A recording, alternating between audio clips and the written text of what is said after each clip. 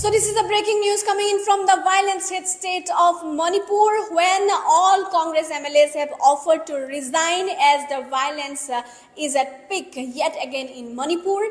MPCC President Kesham Meghachandra has now confirmed it to CNN News 18 about agreeing to resign if the people of Manipur wants to bring a new mandate which they believe can bring in peace to the state. And another update that we want to give you is the Conrad Sangma-led NPP has also withdrawn its support from the Manipur coalition government on Sunday amidst continued violence in the state, which is another big development. Intercommunal clashes between the Meitei and the Kuki communities have now resulted in the deaths of over 250 people, and it has led to displacement of over 60,000 people, after which we have seen that in the recent days also a lot of violent incidents have happened, after which this kind of withdrawals from NPP and even the Congress have decided to get back from their positions. In a missive address to BJP chief JP Nadda, it conveyed a deep concern over the law and order situation in Manipur and completely lambasted Biren Singh government for failing to resolve the crisis. And we want to tell you what was written in the missive which has been written to JP Nadda by Conrad Sangma.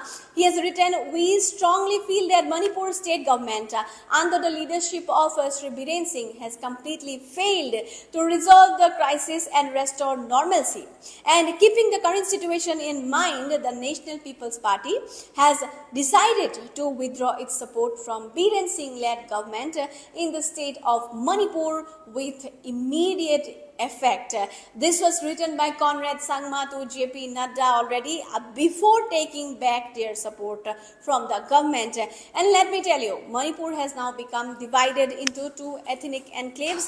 The Meitei controlled Imphal Valley and the Kuki dominated hills, separated by a stretch of no man's land, which is monitored by federal forces. And the Meiteis account for about 53% of the state population, while the tribals, including the Nagas and the Kukis, constitute a little over 40% of the population. And an indefinite curfew, which we have already stated, has been imposed on Saturday, and internet and mobile services were suspended after the protesters tried to storm the residences of several lawmakers, including the state chief minister and Biren Singh.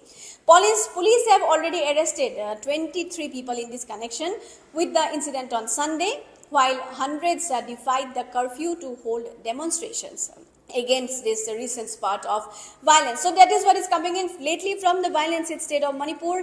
Now, after all these recent incidents where 10 militants were killed by CRPF, and then later 6 Meitei people were abducted and their bodies were found later on, for which people took it to the streets, they protested, they demolished even the houses of the public representatives. After all these reports, we have seen that even Congress and NPP wants to withdraw. NPP has already withdrawn their support. Even Congress wants to do that. It seems that it is an alarming situation, not just for Conrad Sangma, not just for the and Manipur chief minister, but also the BJP government in Manipur. And along with that, we have seen that in the recent developments, Home Minister Amit Shah has also called for an important meeting to discuss about what is happening in Manipur and what can be done. So recently, all these incidents have taken a turn, and the violence, the state of Manipur went on boil again, and after which now we can say two parties, the NPP and the Congress, also wants to withdraw their support from BJP.